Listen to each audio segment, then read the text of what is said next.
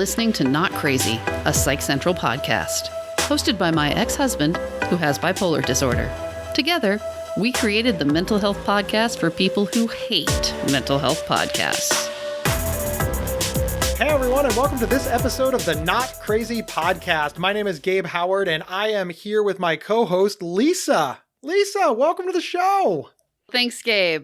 So today's quote is, "A delusion held by one person is a mental illness, held by a few is a cult, and held by many is a religion."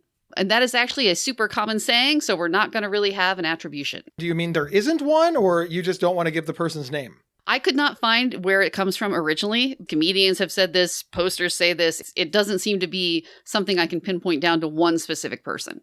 Well, we are very thorough in our research department, which consists of only Lisa. And Google. Lisa and Google. It's Lisa using Google, so you still get all the credit. So we're going to be discussing religion in this episode and no doubt alienate 90% of our audience. This is a great choice for a new podcast. Like, remember all of those records that we hit last week? Well, those are gone now. Well, but you never know. The 10% that we keep, those are going to be the best ones. So those of you who are not already alienated, you're my favorite. There are some people that they don't want to hear the topic of religion. You either agree with them and you're good, because if you disagree with them, you're bad. Now, our show is designed to bring in all sorts of points of views, all sorts of topics. So we're not trying to alienate or offend anybody. So please put on your big boy pants and take a listen. I promise it will be worth the journey. Now, Lisa and I, we are not very religious people, which is why we have a guest coming up in a few minutes who defines as a person who is religious. And because we did want to be fair, we didn't want an hour of Gabe and Lisa talking about how religion wasn't important to us, but everywhere we go, spirituality, religion, it comes up as one of the pillars of recovery. And this strikes people like Gabe and Lisa as odd, but it comes up so often, it must not be. Well, it shouldn't strike us as odd, though, because religion is quite common in our society. It permeates almost everything around us, so it's really not surprising that it's in the recovery community, that it's involved in mental illness and mental health. It comes up for everything. The concept of a higher power is probably the most well-known place where religion is in, like, addiction recovery. And 12 steps. Right. The 12-step group, AA, is the most popular, but there's also like Emotions Anonymous, and then there's support groups, classes, etc. So this higher power is everywhere. And I'm surprised. I personally have never in my entire life attended or led a support group that in one of the rules or in one of the pillars or in one of the agreements or in one of the steps did not involve religion. So clearly it is on everybody's minds. And I want to talk about what to do, of course, if you don't identify that way. If it's one of the 12 steps, does this mean that you can't make it to the end?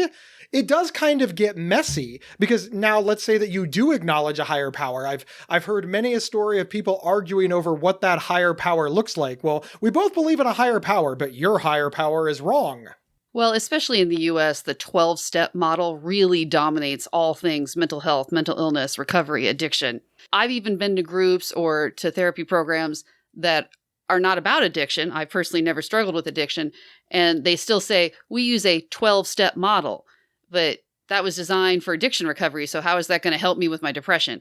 All right, Lisa, I think that we've established that religion in America is prominent. Before we get to our very cool guest, a little background from us. I graduated from a Catholic high school. I was raised Catholic. My father is Protestant. I've read the Bible cover to cover. And while I don't consider myself to be a religious person, my entire family is and works on me weekly to find the church again. So I really feel like I have a good understanding of religion in America. Lisa, I know you're also non-religious, but what is your background? Do you have any?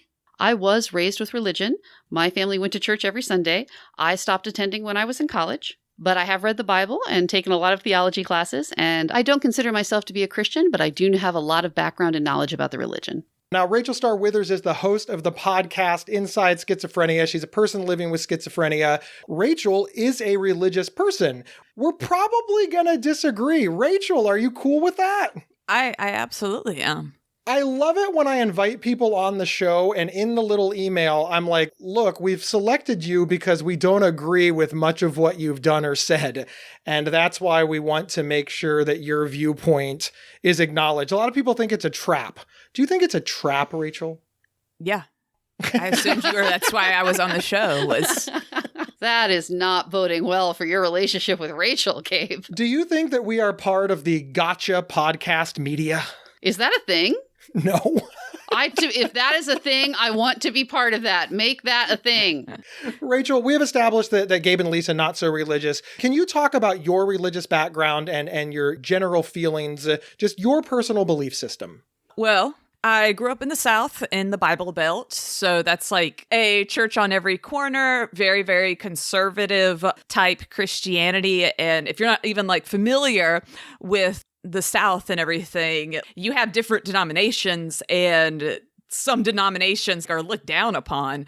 A lot of the people around here wouldn't even consider like Catholicism Christianity.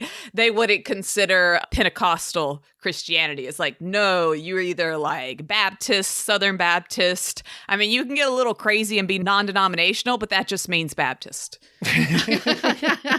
Like legit, that's what that means. Are you a Christian? Are you Baptist? What is Rachel Starr Withers' religious affiliation? I pretty much always say that I'm Christian and that I believe what Jesus said were the two main commandments. And in the Bible, one of the disciples comes up to Jesus and was like, yo, Jesus, of the 10, what are the main two? You know, like if I just got to stick to two of them, what are the main two of these 10 if we're going to really simplify this, Jesus? Jesus said, love God, love people. That it all could be summed up. And I believe that is the overall message is love something or care about something bigger than yourself and then care about people. Another great way of saying this is don't be a dick. I am not familiar with the Bible verse where Jesus said, well, the most important thing is to not be a dick. Yeah, it's in there. I will Google that and find the verse. It's reworded. You're paraphrasing. I like to use King James, old school. So it's like, thou shalt notteth be a dicketh.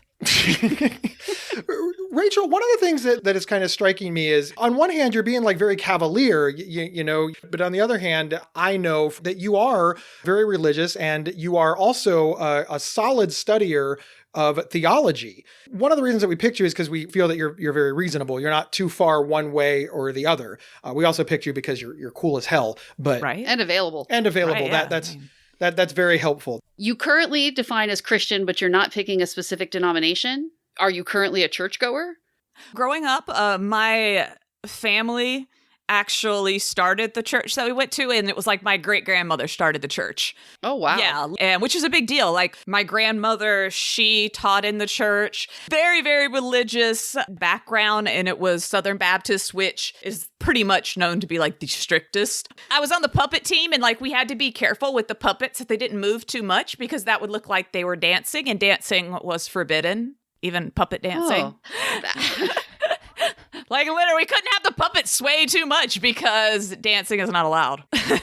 Rachel, I don't mean to try to nail you down, but just in the interest of the conversation and the debate and to know where everybody stands, if you were pressed to check a box to define yourself as required by the Not Crazy Podcast debating rules, Or the U.S. Census. what would you pick? Christianity, Christian. And do you go to church on Sundays? I do not. Can you still be very religious and not go to church on Sunday, in your opinion? Absolutely. I now am in South Carolina. A lot of the churches around here, especially in the current political environment, have become incredibly political, which I do not agree with. So I don't currently go to any church. I study a lot. I still read my Bible very regularly. I take a lot of online biblical classes because I love the history and all that kind of stuff. I think that it's interesting that you brought up that church is playing a role where you don't feel that they belong. And the example that you used was politics. Yeah. Segueing over to mental illness, do you feel that religion has a role in recovery from mental illness? And if so, what is it? I do think it plays a role. I don't think that it should play a role in the beginning. And I don't think it should play a large overall role. Now, explain what you mean in the beginning. Like, should religion diagnose you? What I always tell people is that's great that you believe in whatever religion, pick one, I don't care. But if someone is having psychosis, you don't need to be taking them to church every week because it's just going to fuel that psychoticness of not understanding reality versus fantasy. And that was a lot of the problems. What happened with me, I was starting to have schizophrenia, and instead of getting real help, I had a lot of church people being like, well, no, that's Satan.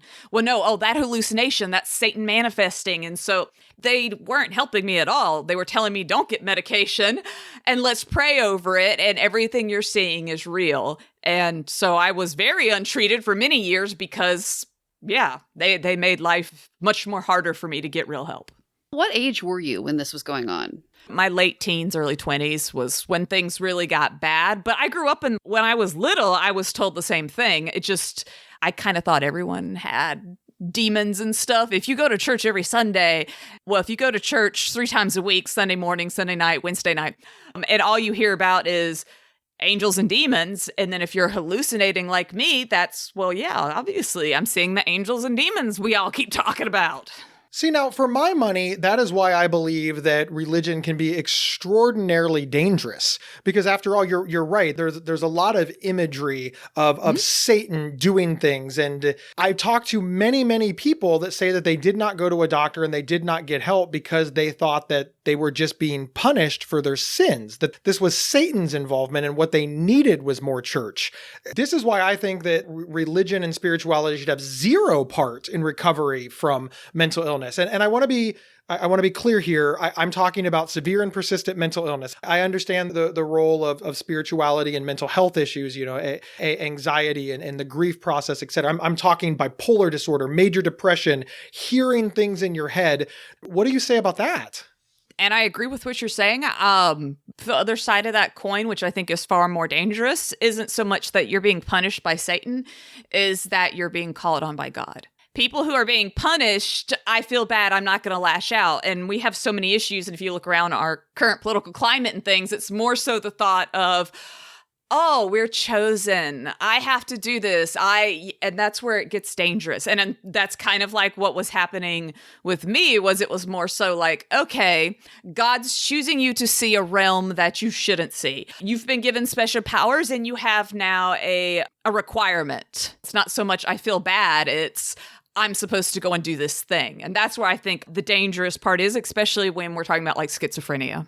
You were expressing to people around you, I'm seeing these things, I'm having these visions, I'm hearing these voices, and they're responding to you, oh, well, that's God, or that's a demon talking to you, either way. Mm-hmm. And that made sense to you, because after all, you'd grown up with hearing about this all the time, every week. Why wouldn't you believe that that was sensible and normal? At what point did you start to think, I don't know, there's something off about this? Or did you ever? I'm going to say I don't really think I never 100% believed like other people telling me that God was constantly trying to test me. That's just a lot of testing. I hallucinate like 90% of the time. It's like, well, God, Jesus, chill, man. I feel that goes to where some religious people, if you don't understand mental health and you have someone with a very severe mental health problem coming to you and you're a counselor, you're a leader or whatever, it gets really dangerous because you can't give good advice. You're giving very dangerous advice. And I was 17 at the time and I got a lot of very dangerous advice. That, that's Satan. You're full of Satan. You have to now not eat for the next week because you have to get the Satan out of you. And apparently Satan loves food. He's a fatty, so that'll work. Wow. That is so horrifying. And you followed this advice. And if I understand correctly, you followed this advice straight to an exorcist. They told me I had demons in me, and they said, we're going to do an exorcism. Well, I didn't seek it out. I was at a Christian school at the time, college, so I was living there. And they were like, no, we got this. And how did your family respond to that? I don't think they knew anything about it. Or if they did it, they didn't realize what level we were at. You're kind of burying the lead here. You went through an exorcism. Yes, I did. You're just talking about it like, I went through an exorcism. Like it was just, I tried that new restaurant and I didn't like it, so I moved on. No, there's a lot of trauma that's involved in all of this. What was that like? Because you believed that now you have to believe, in order to go through an exorcism, just to be clear, you now have to believe that you are possessed by Satan, and that's why you need this. What was this like both as a human and, of course, how did it impact your symptoms of schizophrenia? Because you believed this. Unfortunately, it was not like the movies. My head didn't spin around. I didn't like spew out black blood or anything. So it would not make a very good movie, is what I have to say. It lasted 3 days with 3 different women, one of which was like 9 months pregnant at the time. So when I look back, that's my thing, is like, because I didn't pay for this. They volunteered. It was like, what are you getting out of this? You're very pregnant, lady. But she led it, and it was 3 days of no eating, no drinking, them laying hands and praying, and me at age 17 having to confess every sin. I was the best little Christian girl in the world. So it isn't like I had all this wonderful sex parties and orgies to talk about. It was like I had to confess that I watched the TV show Buffy the Vampire Slayer once. That's the intensity of the sins I'm having to confess for 3 days. So your level of sin with the Buffy the Vampire Slayer was so great that it made sense to the people around you. Demons are obviously possessing this girl because clearly so much sin. So yeah. Like, what the hell? It doesn't sound like something that's real, right? It doesn't. That people in modern society would actually consider this a reasonable idea, a reasonable thing to do, especially for a child. And something you have to understand is, it wasn't even a commonplace thing. Like, to be in, a normal church and them say, whoa, you need an exorcism. It would be pretty bad. That means you've already failed because you let Satan in. The fact that Satan was able to even do that. So the whole thing was very shameful. Everybody freaking knew, because they told every freaking body, because you got to watch out for the demon-possessed one. Wow. Yeah, I know. And then just real life, I never wanted to talk about it. I was so embarrassed. I didn't want my family to know. I didn't want any friends to know what had happened. I didn't talk about it for about 10 years. And ironically, I then make this video about it, thinking, no one has ever been through what I went through. This is so ridiculous. But you know what? I'm going to make a video because it is a weird thing. And so many people have reached out to me who went through the exact same thing. The youngest being 4 years old. Wow. The person saying that they'd had them since they were age 4. I feel sick. Was this the first treatment that you ever received for schizophrenia?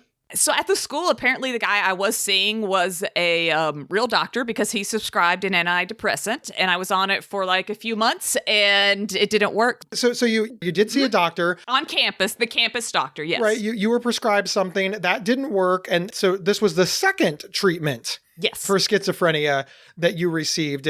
You are a religious person, and now you're getting all of these emails for people that are describing that they're getting exorcisms and other religious ceremonies as treatment. How did that make you feel? Because for me, just to be blunt, it makes me angry at religion. This is why I do not participate. But you very much still love religion, even though, frankly, what you're describing is horrendous. Yes. You have to understand, if you are religious or you have that kind of background, the very first person you're going to go to for help is a religious leader. Whether you're talking about a Sunday school teacher to a bigger churches actually have counseling centers. They have counselors that are part of your church. It was pretty normal growing up that we would schedule a meeting with the youth pastor or the assistant pastor of the church if you were having a problem in your marriage with your kids at school. So that's who you would go to. And that's why this, unfortunately is a more common than not thing where they'll bring up, okay, well, let's pray over you. Let's have you do this type of religious thing. And you don't go see a real doctor, or I don't want to say a real counselor, because yes, you can be whatever, but you get the idea. You're more likely to have religious help than a normal doctor, psychiatrist help first.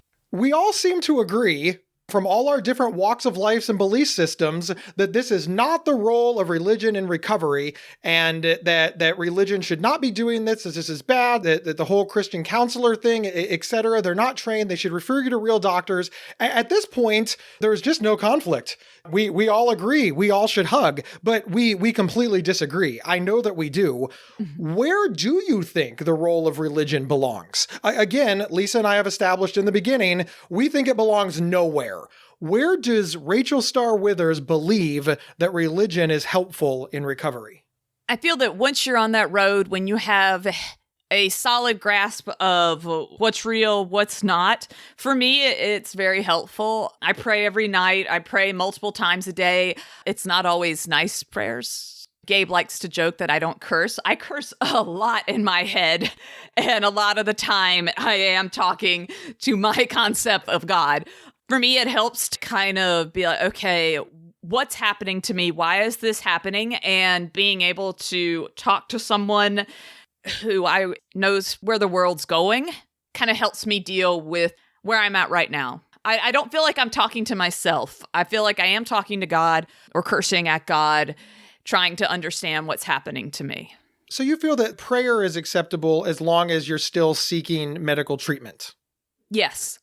At what point God starts talking back in a booming voice might be a red flag. But how do you possibly differentiate that? Because if you believe that God is listening, why is it so unreasonable to think that he's talking back? That's where it gets a little blurry. And that's why you have to kind of keep religion separated in the very beginning, where you don't know what's real and what's not. I've had the opposite problem where I feel that God doesn't talk to me and it feels like he's like talking to everyone else. When I was growing up, and still so, people always talk about like feeling God and stuff. And I'm like, I never felt that. So I always felt like there was something wrong with me. And I honestly believe 100% that it is my schizophrenia. I don't really feel happiness. I'm never happy. And I think because it's like chemical things in your brain. And I do think there's like a chemical thing that some people, when they worship God or whatever, they'll be like, yeah, I can feel God. I feel close to him. And I think it's a chemical correct balance. I have the wrong balance. So that's why I'm not able to experience it. Really? I do believe people feel God and things like that. And I believe I do hear things that sometimes I'm not 100% sure if that's my hallucinations or not. Man, I've just learned not to react either way. So you feel that you are lacking this feeling of God that other people have because your schizophrenia doesn't allow you to have it. Correct. Why could it be the other direction, that you don't have this because it's not there? I know from like other people in my life, over and over, people be like, well, I just feel so close to God. I just feel this emotional warmth.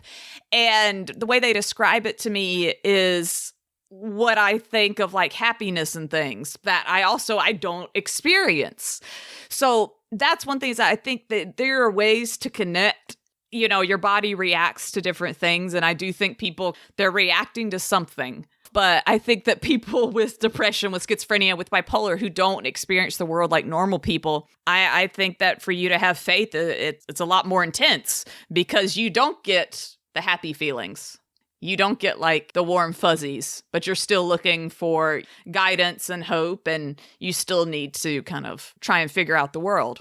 This experience that you had when you're 17 is such a betrayal. And it's so awful. You continue to identify as a believer, but how are you able to not just feel so betrayed that you would be done with this? Well, I don't believe in the people. I don't believe in the people. I don't believe in what they did. It's like that's a complete disconnect from what I think God is. What they did was not religion. They shouldn't have done that. Well, but obviously anyone could say that. Correct. Right? Mm-hmm. Yeah. They could say it the reverse about you. Mm-hmm. They're the real religion. They're the true Christians, not you.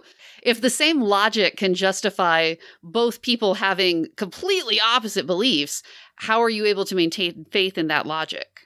I feel that there's so much stuff that's happened in my own life. It just doesn't seem random.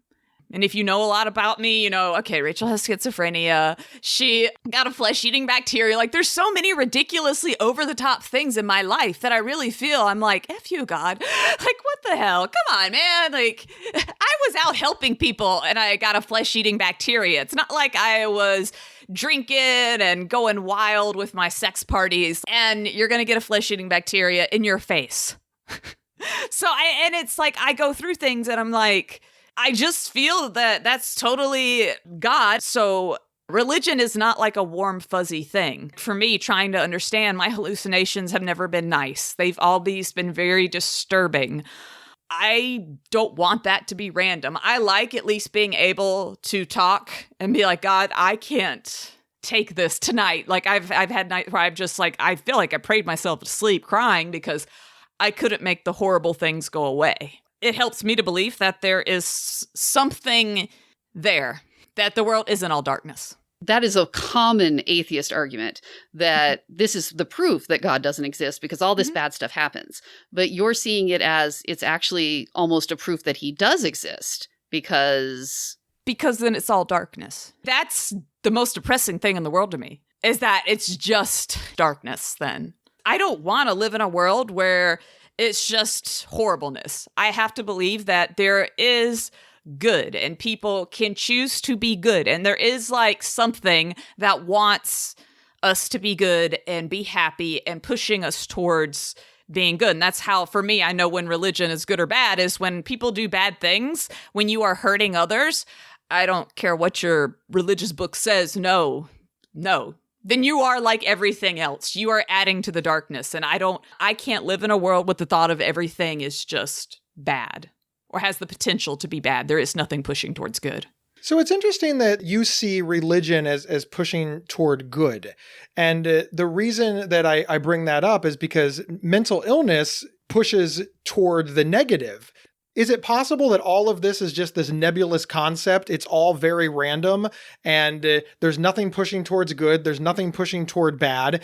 And everything just sort of happens. It just happens and there's nothing. It sounds like you're saying that you have this desire for there to be order. And some people would argue that this desire to have things be planned and ordered and unrandom is a symptom of schizophrenia, because schizophrenia and mental illness and psychosis is just so incredibly random. What do you have to say to that? Because it almost sounds like you're saying, no. There's a plan for me that includes schizophrenia, but not everybody believes that, including the way that we treat schizophrenia.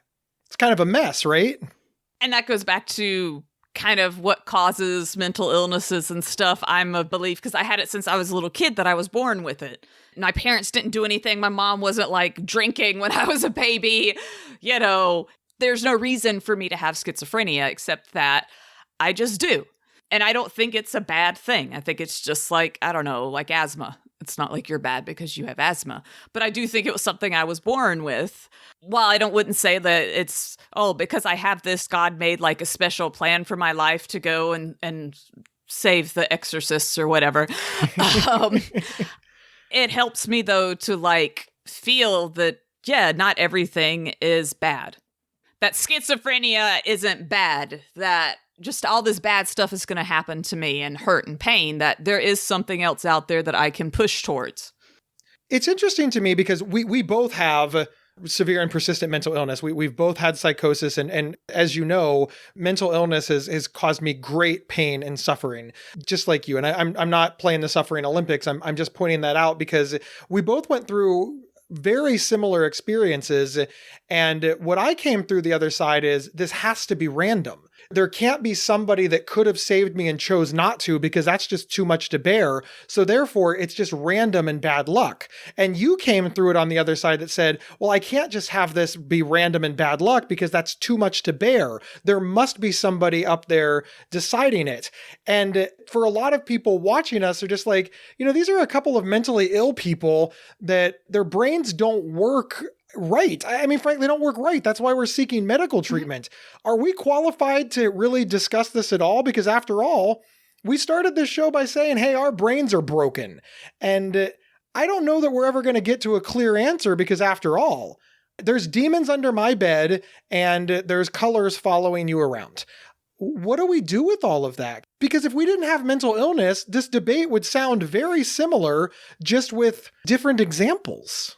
Right now, we're probably the most legitimate people to talk about religion, is because we start with, hey, our brains are broken. Okay.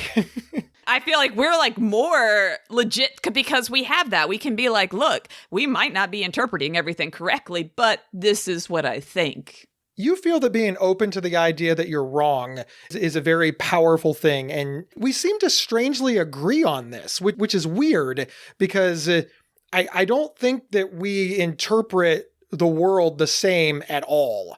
But you seem to be open to the idea that you could be wrong. That's very unusual in religious circles. Probably, yes. We'll be right back after these messages. Interested in learning about psychology and mental health from experts in the field? Give a listen to the Psych Central podcast, hosted by Gabe Howard. Visit psychcentral.com/show or subscribe to the Psych Central podcast on your favorite podcast player. This episode is sponsored by BetterHelp.com. Secure, convenient, and affordable online counseling. All counselors are licensed, accredited professionals. Anything you share is confidential. Schedule secure video or phone sessions, plus chat and text with your therapist whenever you feel it's needed. A month of online therapy often costs less than a single traditional face-to-face session. Go to BetterHelp.com/PsychCentral and experience 7 days of free therapy to see if online counseling is right for you. BetterHelp.com/PsychCentral. We're back discussing the role of religion in mental illness recovery with Inside Schizophrenia podcast host Rachel Starr Withers. So at this point, you feel that your faith has been a help to you in recovery and maintaining your life with mental illness, living well. But I would say that for many people, it's not a help. It's a huge detriment. And that would be the reason why I would get rid of it completely. But you think it's worth it. You think the potential downsides are worth the upsides that you have received. For me, absolutely. It's one of the only reasons I'm still here. Every night I'm cursing towards God sometime because I'm wanting to kill myself, and me cursing towards him throughout the entire night is the only way I made it to the morning. And that, at least that anger of that spite sometimes will be what kept me going, was that, no, I'm not just going to give up. No, it's helped me to feel there is something there, even if I'm very angry and saying, F you, I'm going to do this anyway. Again, you see and hear things that are not real. So you don't have any justification for this other stuff, but we're good on this one. So how have you been able to balance that? And how have your treatment providers been able to work that in? For me, there's two completely different things. If I were to start thinking God was talking to me, my knee-jerk reaction is, no, Rachel, that is absolutely a hallucination. And if I get obsessed with something, that's when I bring it into my counseling. For the most part, and I'm not saying this is the correct or incorrect thing to do, I don't bring anything up with religion when it comes to me going to the psychiatrist and talking about medication. I don't say, well, I don't need more medication because me and God had this amazing time at the park yesterday. How would you like to see mental illness treatment and religion separated? Or do you think there is a way that they could be combined? I don't think they should be combined. And I'm not referring to depression because I know obviously there's going to be people listening to the podcast no, you don't understand depression. You just even mentioned a little bit ago about being suicidal. For me, those are such small parts of my mental illness. The schizophrenia, the being confused all the time, the hallucinations, that's what I'm referring to. That I don't feel like can be treated in a religious way. I don't feel like I need to go to a church counselor to talk about trying to understand what's real and what's not. Because at the end of the day, or at the end of the session, it's going to be, well, let's pray before you go. And now you've left that door open for me to get confused again. And it's so hard for me to know what's real and fake. I don't want, any more confusion. So I rather, if I'm dealing with becoming manic, if I'm dealing with hallucinations, with reality, confusion, that needs to be 100% separate from normal mental health help. Rachel, I too believe that mental health care, mental illness care, and religion need to be separated. But my reason is obviously different from yours. As a religious person, what would you say to your fellow Christians that are going to disagree with you? Because judging by all of the handbooks I've read, the rules, the 12-step programs, people believe that mental illness care, mental health care, and religion should go completely hand in hand. So what do you have to say to your fellow Christians? I think that's why you have to understand there's a big difference between just being sad, being upset over something, and a severe mental illness. You cannot pray away schizophrenia, bipolar. You have something that you need to go to the doctor, similar to cancer. Okay. Well, I remember actually being in church and this man getting up in front of a couple hundred people and saying he was going to stop his cancer medication because he had the faith God would heal him. And I was in the church oh no. Spoiler alert, what happened 2 years later? Anyway, it's the same way. And unfortunately, so many people in the Christian community or even recovery community, drugs, alcohol, they feel that you are experiencing depression, you are experiencing alcoholism, whatever, because of a weakness. And you need God because you are weak. That's one of the 12 steps. Admit you have no control over it and go to a higher power. That does not work for schizophrenia. That does not work for bipolar. You don't have bipolar because you are weak. You don't have schizophrenia because you are weak. You didn't do anything bad. Okay? And I think that's where the big hole is that they're not considering severe mental illness as being real. They're still saying it as like a weakness. It's not a real thing. It's, It's interesting what you said there, that the misunderstandings and the stigma and the discrimination towards severe and persistent mental illness is possibly not because they're overinflating the role of religion, but because they're underestimating the seriousness of severe and persistent mental illness. Absolutely. How do we educate religious leaders to get them to understand that look, community is important, and it's very important. Mm-hmm. Without my family, I would be nowhere. And you've spoken the same way. We need our support. I am so thankful for all of you. Even the folks on this podcast right now, you have all supported me in my dark times. But some of that support has been, Gabe, go to a doctor. Gabe, make a therapy appointment. Yes. Gabe, you need help right now, because you're all educated. In your opinion, again, as a Christian, Rachel, how do we help religious leaders see that this is beyond their scope? Because I don't see a lot of religious leaders trying to fill the role of an oncologist. But for some reason, therapy, psychology, psychiatry, they're like, we got this. And I don't think they're trying to be mean. I really don't. This is going to sound like the complete makes no sense. And that's kind of like what this whole podcast has been. Religion in so many ways doesn't make sense, because you'll see like, well, you have to believe in the unseen. You have to believe that God's there, even though you can't see him. I'm a huge Bible buff. I love old school translations, the lost books of the Bible. There's so many loopholes. For every verse, there's another verse that completely goes against it. And that's one of my favorite things, is like getting to debate biblical people, because you just can't. It's just ridiculous.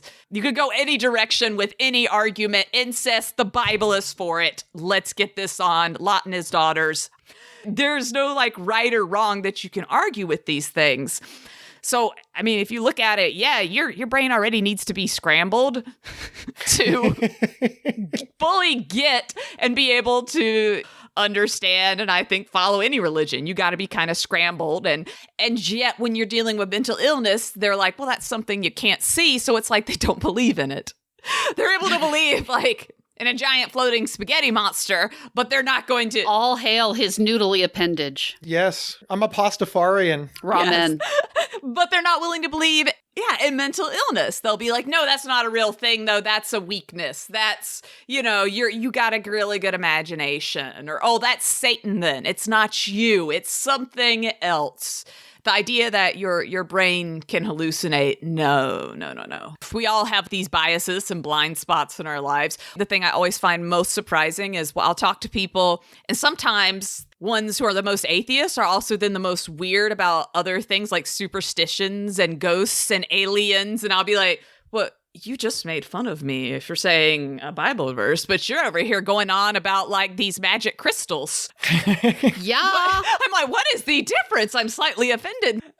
That is a thing that bothers me all the time. Either you're skeptical or you're not. Right. I'm not being like, oh, it's just Christianity. Like it's across everything almost with us. And I'm sure each of us have our own like little weird things like that. Let's explore that just a little further, because you are correct. This episode is focusing on the role of religion in mental health care and where religion makes things worse and where religion can potentially make things better. But if we take out the word religion and replace it with CBD oil, essential oils, yoga, aromatherapy, we could have the identical crystals. We could literally have the identical conversation. Do you think that sometimes people believe that religion is a solution, again, because of a base misunderstanding about how serious mental illness is? And potentially, I'm hoping there's some religious leaders out there that maybe think to themselves, well, I don't believe that CBD oil or aromatherapy or crystals can cure mental illness, but I sure can. And maybe if they apply it that way, they think to themselves, all right, this is medical in nature. I honestly don't know what point I'm trying to make, which is a theme with this podcast, but as a Christian, it sounds like you have not used Christianity really to fight schizophrenia.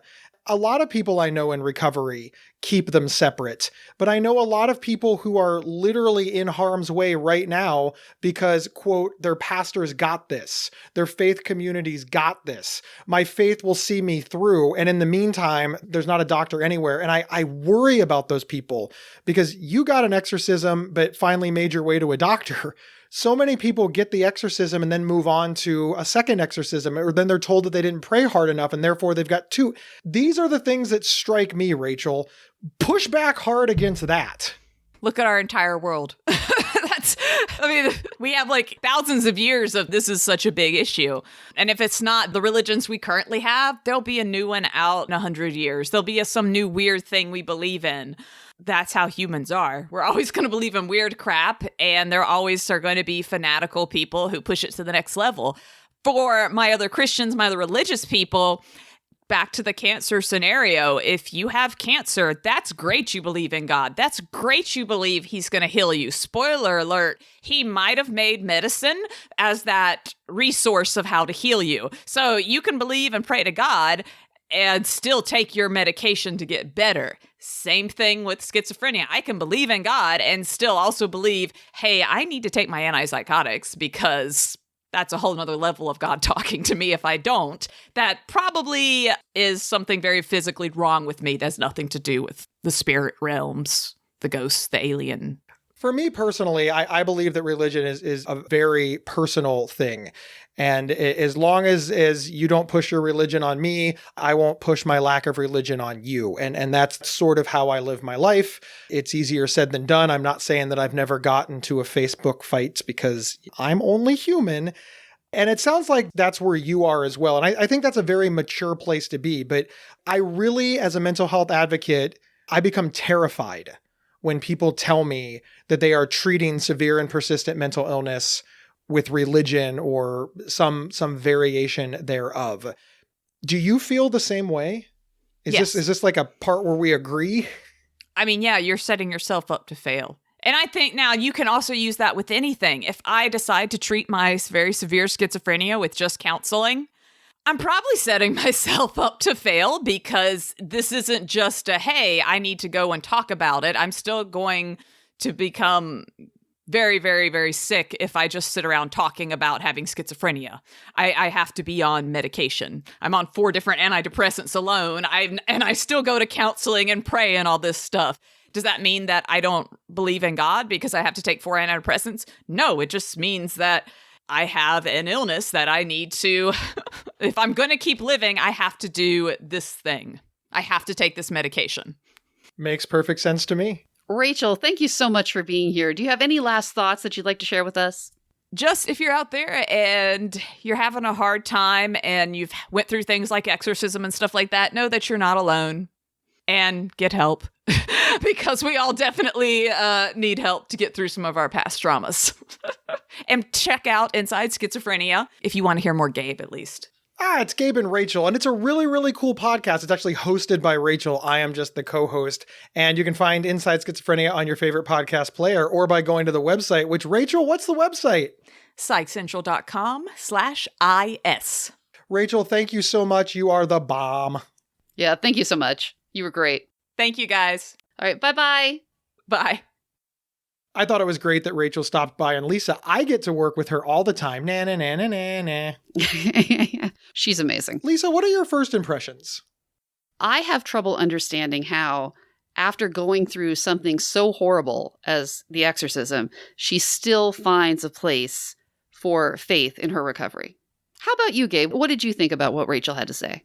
One of the things that I think of is support is extraordinarily important in mental illness. Like, my recovery is owed to my support system. And if your faith community is extraordinarily supportive and accepting, then yeah, I love it. But there's this base assumption that every single faith community is accepting of people with mental illness. And that's not entirely the case. So there's this side that we never think about. And if you fall into that side, I want to be very clear that your faith community, your religion can be a detriment. I suppose the easy answer is if that is your faith community, you can switch. But we all know that that's not so easy. Well, and it doesn't have to just be that your faith community doesn't support your recovery in mental illness. It could be that they don't support you either. You hear all sorts of horror stories of people who are gay and they're rejected by their church, and that can cause a lot of damage. I can also see, and this is what I want to get out there are congregations and religions that just flat out don't believe in mental illness. So you and your family may well be willing to see a doctor, but of course you're discouraged. I want to give a shout out to all of the faith leaders, all of the communities that notice something is wrong and support and encourage and help. And I know this from advocacy. Do you know how many churches are involved in advocacy? I visit churches on the regular to provide workshops, etc. So I do have this struggle. I'm really very much in the middle because churches support their communities in great ways. But again, if they can support their communities in great ways, it does mean that they can be a hindrance. I just want to say to anybody that is a hindrance, please reconsider, because with treatment, recovery is very, very likely. There's just so many variables with the specific person, the specific religion, the community, the faith. So there's just no clear-cut answer on whether or not religion is going to be helpful or harmful when it comes to your recovery.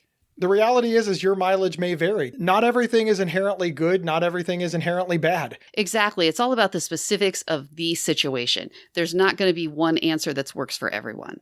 One of the things that was curious to me is that she mentioned that when she made this video, she got all of these emails from people who were traumatized by it. And I'm not surprised. I see a lot of abuses like this. And my email is filled with people who are using religion and faith to meet recovery all the time. Now, with negative consequences, I should be clear.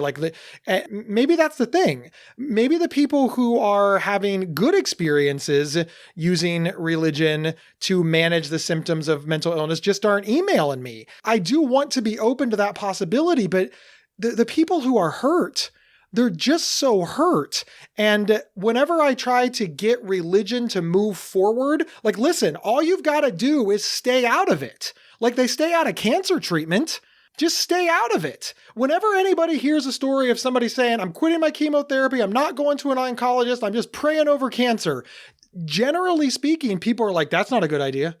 But whenever people hear, I am no longer taking the medication, going to therapy, or getting help for schizophrenia, bipolar disorder, psychosis, I'm just going to pray and fall on my church community. People are like, yeah. I don't have anything against religion. I just want them to move over to the same model as cancer. Is that wrong? This is just another outcome or another symptom of the way that people don't perceive mental illness as being an actual medical problem. It's a behavior problem. It's a spiritual problem. Pull yourself up by your bootstraps. So when someone says, that's exactly what I'm going to do, I'm going to go use religion to pull myself up by my bootstraps, we're like, oh, yes, that makes sense. But most people don't think you can pull yourself up by your bootstraps to get rid of cancer. So if you said to them, I'm going to go use religion to do this, well, that doesn't make sense. You need medicine. So this is just another example of how people do not see mental illness as an actual illness. I think it's really interesting that when people don't see mental illness as serious or something that needs medical intervention, or you can do the, pull yourself up by your bootstraps thing, and then it mixes with a controversial topic like religion or medication or other beliefs, it becomes this quagmire of we're no longer discussing the best way to treat people with mental illness, but we're bringing in our dislike of discussing emotions or dislike of taking medications or just the way society feels about having a mental illness. And all of a sudden, you're not really discussing the best way to get care anymore, are you? You're now fighting against the thing that you already either liked or disliked when you walked in the door. Do you think religion just falls into that trap, that we're not actually discussing mental health? We're just discussing our personal beliefs on religion, and we're just having the wrong discussion entirely? Not necessarily. You always say that the reason people aren't seeking out medical care for mental illness is because they don't see it as being serious. And I'm sure that's part of it, but I don't think that's all of it. It's not so much that they see it as being trivial or not being serious. It's that they don't understand the base premise of this is a biologically based problem. So it's not that they think, oh, this is a small thing, no big deal. No, you could easily think that this is a horrible, terrible thing that needs lots and lots of care and lots of resources devoted to it, and still not think that it needs these specific type of resources. You could think that, oh no, the resources it needs are behavioral based, are spiritual. So you're doing everything you can, but because of your base misunderstanding of what's wrong, your base understanding of what's causing the problem in the first place. So you can put tons of energy and resources into solving the problem, but if you don't understand what caused it to start with, it doesn't matter how many resources you throw at it because you're not doing the right things that will work to solve it. This is a grease fire. I really think that that's a great analogy. This is a grease fire. You believe that the fire is real. There's no debate at the seriousness of the fire that's in your kitchen. You understand the danger. If you have an understanding of grease fires, you smother. You grab the lid, you put it on the pot, you grab towels, you deprive it of oxygen, it goes out and it's fine. If you don't understand it, even though you're thinking that it's very serious, you spray it with water. And then, of course, that blows the grease everywhere. The fire gets worse and it's horrible. Nobody is saying that water is bad. Nobody is saying that the fire isn't serious. I think that's the perfect analogy. That is a perfect analogy because it's not that people don't think fire is dangerous or that they don't want it out. It's just that they don't understand what it takes to put it out quickly and safely. I sincerely hope that all the people listening to this, no matter what side of the discussion, the debate that you're on, or most likely somewhere in the middle, and I hope that you've listened to the very, very end. I am very flattered with all of our listeners who take the time to write me to tell me that they disagreed with us, but I can tell based on their letters and their emails and their comments that they listened all the way to the end. So even though they completely disagreed with us, they still listened and considered our viewpoints. They ultimately considered that we were wrong. I like that. And I want you to know that we have been reading your emails, and because our minds have been altered. Our minds have been altered during the research of some of these shows. And I think that that is really, really cool. So keep them coming over to Lisa. What's our email address? show@psychcentral.com. Again, that's show@psychcentral.com. All right, everybody, I hope you had fun this week. Listen up, here's what we need you to do. If you like the podcast, wherever you downloaded it, please subscribe, use your words, and rate us. Share us on social media, emails to your friends. Tell your mom about us. We do crazy well in the mom demographic. And did you know that after the credits, there is always an outtake, basically where Gabe and Lisa either made a mistake, said something funny, or the whole thing just devolved into a giant fight. We hope that you will check it out. And we'll see you next Tuesday. You've been listening to the Not Crazy podcast from Psych Central. For free mental health resources and online support groups, visit psychcentral.com. Not Crazy's official website is psychcentral.com/notcrazy. To work with Gabe, go to gabehoward.com. Want to see Gabe and me in person? Not Crazy travels well. Have us record an episode live at your next event. Email show@psychcentral.com for details. I have not spent a lot of time in the South, and in listening to your fabulous podcast, Inside Schizophrenia, and where could I find that podcast, Gabe, if I wanted to go listen to it right now? I love that we've just crammed in an ad, but you can find it at psychcentral.com/is or your favorite podcast player. See, if you'd just been smooth on that, it wouldn't have seemed crammed in. It would have been like really cool and like interspersed. But that's okay. It's all right. It's not like you did it wrong. Anyway, so I was listening to your podcast, and the thing that I thought was really interesting is you were talking about in the South, there are Christian furniture stores. Yeah. Please tell me more about this phenomena. And that's something like I don't even sometimes realize what's weird to other people and not because I've grown up in it. That was so weird. I looked it up because I was like, that's not a thing. That's a thing, people. I mean, when I go to fly, I have like in the airport, you can pay to like leave your car there, and they give you a little ticket that you show them when you get back, and the ticket has a Bible verse on it. That has nothing to do with cars or traveling. It's just, hey, here's a Bible verse on your ticket that you have to like keep up with for the next week if you want your car back. And you'll be driving down the road and restaurants that have Bible verses on them. Again, nothing to do with food. Just, place I go to take my car to always has like big God telling you what to do things on it. And ironically, I always feel that those businesses are less trustworthy. But this one auto garage that I do go to, they're very, very legit. And they're probably like the most religious auto garage. And there's so many religious auto garages around here.